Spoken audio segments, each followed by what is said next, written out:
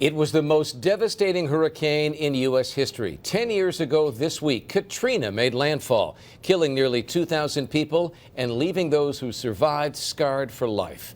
To this day, the region still hasn't fully recovered. Tonight, we talked with a man who fled New Orleans for Cleveland 3 weeks after the storm hit. Lydia Esparra has his story tonight.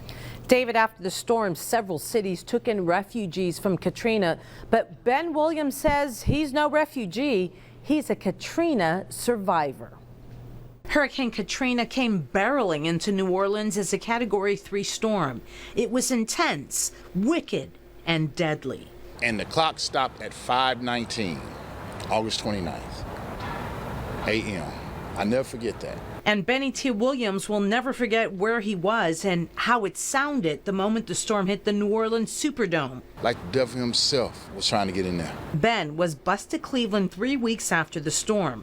When I first met him 10 years ago, he was more reserved and had scars of a city he loved and an unknown future. There was no home. There was nothing to go home to. I mean, the whole city was surrounded by water. But today, the 49-year-old has adjusted well here and has a great job, wonderful friends. The weather, though, he says he struggles with that.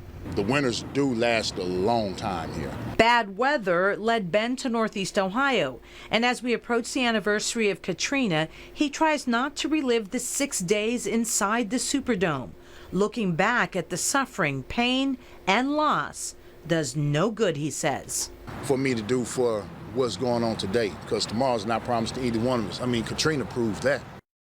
Sure did. Ben also tells me inside the Superdome, there were thousands seeking refuge from the storm. He says stories of rapes and suicides are exaggerated. People inside the dome had nowhere to go, and everyone was just trying to survive, and Ben was one of them.